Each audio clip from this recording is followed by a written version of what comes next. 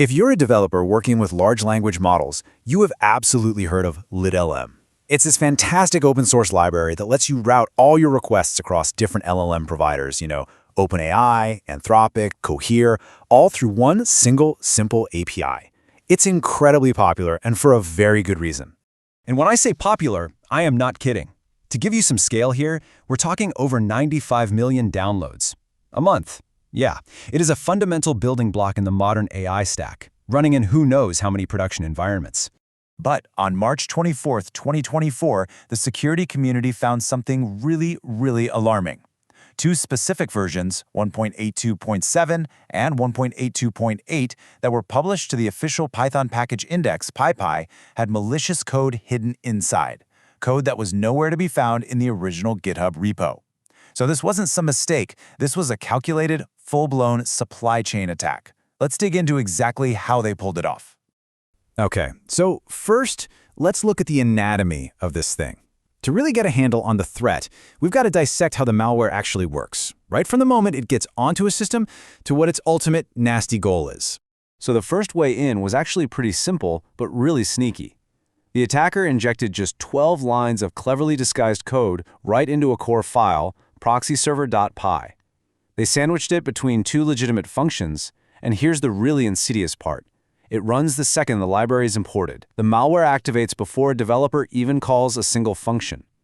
It's all designed to be stealthy, using standard library functions so it doesn't raise any obvious red flags. And if you thought that was bad, well, it gets worse. Version 182.8 added a second, way more aggressive method, a .pth file. Now, if you're not familiar with these, a .pth file is special. Any code inside it gets executed every single time the Python interpreter starts up. It doesn't matter what script you're running, a web server, a data script, anything. This means the malware is just always running in the background. It made the infection persistent and just so much more dangerous. Once it's triggered, the malware kicks off this three-stage payload. First, an orchestrator decodes the main package. Second, a harvester script starts combing through the entire system, looking for anything valuable. And third, a backdoor gets installed to make sure the attacker has persistent access. So think of it like a heist movie, right? The orchestrator picks the lock, the harvester grabs all the loot, and the backdoor props the door open so they can come back anytime they want. It's a really methodical path to completely owning a system. So what is the harvester actually looking for? Pretty much everything. Seriously. We're talking system info, your private SSH keys, cloud credentials for AWS, GCP, Azure, Kubernetes secrets, service account tokens, even crypto wallets. It digs through your whole system for .env files, scrapes your shell history, and even tries to grab system authentication files like /etc/shadow. It's a digital smash and grab of the highest order. Now, for cloud environments, this whole thing gets even scarier. If the malware realizes it's running inside a Kubernetes cluster, it uses the service account token it finds to deploy a brand new malicious pod to every single node in that cluster. This is just a masterclass in moving laterally.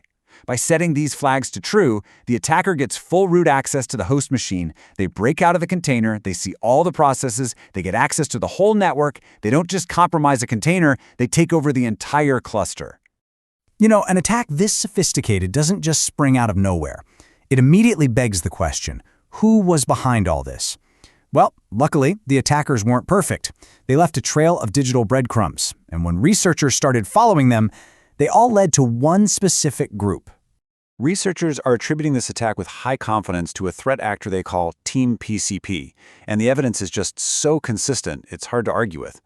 Just look at this comparison. The command and control domain, the persistent script file names, the service name, even the name of the file they used to steal the data, tpcp.tar.gz, a little nod to TeamPCP, are all identical to what they've used in past attacks. It's pretty much the digital equivalent of a smoking gun. And this wasn't some random one-off event. Oh no. The liteLLM attack was really the grand finale of a month-long campaign that jumped across multiple ecosystems. It started with a GitHub workflow vulnerability in Aqua's Trivy project that led to stolen credentials, which they used to launch attacks on NPM, which then led to them compromising the Checkmarx KICS tool. You see the pattern? Each step was a stepping stone, using what they stole from one attack to launch the next. It was this snowballing campaign of compromise. So, knowing all of that, we get to the most important part. What do you do about it? How do you actually defend against this? Let's walk through the Defender's playbook, covering how you can detect this thing, remove it, and then prevent it from happening again. First things first, detection. You start simple. Use pip freeze to check if you have the malicious versions 1.82.7 or 1.82.8. Then, you've got to hunt for that more sinister infection vector. Search your site packages directory for that malicious.pth file. After that, look for the little breadcrumbs the malware leaves behind, like the sysmon.py script and the systemd service file it uses to stay alive. And hey, if you're running Kubernetes, make sure you're scanning the kube system namespace for any weird pods named node setup. Now, if you do find an infection, getting rid of it requires a careful, step-by-step process. First, you've got to stop the backdoor service from running. Then, you disable it so it won't just restart when the machine boots up again. Only then is it safe to actually delete the malicious script and the systemd unit file. And, for the final step, you reload the systemd dame to basically wipe its memory of the service. Following these steps ensures you've actually, truly removed the persistent backdoor. Looking forward, prevention is everything. You should always pin your dependencies to exact verified versions. And here's a crucial tip. Compare the package hashes against the upstream source code on GitHub, not just the registry. Why? Because the attackers actually regenerated the hashes on PyPI to make them look legit. And using modern tools like PyPI's trusted publishers can get rid of long-lived API tokens in your CI/CD pipelines, which is exactly how so many of these attacks get started. Okay, finally, let's just zoom out for a second. Because when you look at the targets of this campaign, the attacker strategy starts to reveal a really troubling trend, something we can call the security tool paradox. Just think about the targets in TeamPCP's campaign. Trivy, a vulnerability scanner. Kix, an infrastructure as code analyzer. And liteLLM, a proxy that's literally built to handle sensitive API keys. See the pattern here? They aren't just hitting random libraries. They are deliberately aiming for the tools that sit right at the heart of our security and our infrastructure. And this is the paradox. We give these tools wide open, privileged access specifically so they can protect us. A vulnerability scanner needs to read every file. An LLM proxy needs access to our secret keys. So by compromising the protectors, the attacker instantly inherits all of that built-in trust and access.